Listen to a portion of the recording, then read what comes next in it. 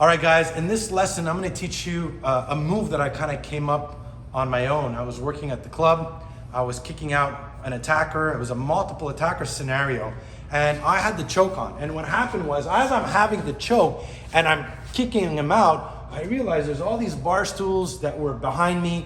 He had his buddies screaming at me, trying to get him off me. And I needed to release one hand. So in that very moment, all I did was okay, I needed to release one hand because I needed to push people back as well to use my legs and move the bar stools. So what I did is I took this hand. I'm not wearing a jacket, but at the time I was a doorman working the clubs. I used to have a thick jacket. I grabbed the hoodie here. I grabbed my hoodie and I created like a one-arm choke. Now I'm doing it on my neck. You okay, John? You feel it? I'm doing it on my neck. So I went here.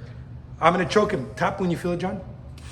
Okay, so I went here, I tucked, and this allowed me to have my hand free where I can strike, I could push back, but more importantly, I was pushing the bar stool this way, and I was talking to his friends, and I was able to keep control and give me the opportunity to have one hand free to push everything around, as well keep his friends back. So that allows me to release a hand, and from here I can still talk to him. Now, if you have a jacket, you have a hoodie, use it. If you don't, try to go from behind the neck.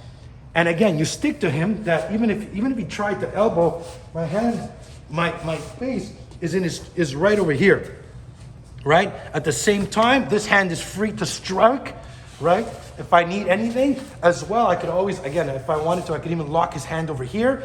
But more importantly, I'm able to pick up stuff, throw stuff, create opportunity for me to get him out as quickly as possible and have at least one hand free to be able to move stuff, keep somebody back, again, to give me an opportunity to not just be stuck with both hands, because again, then you're open to strikes, but that split second gives me some opening where I can use my other weapons. So I hope you guys enjoyed the lesson. I'll see you next time.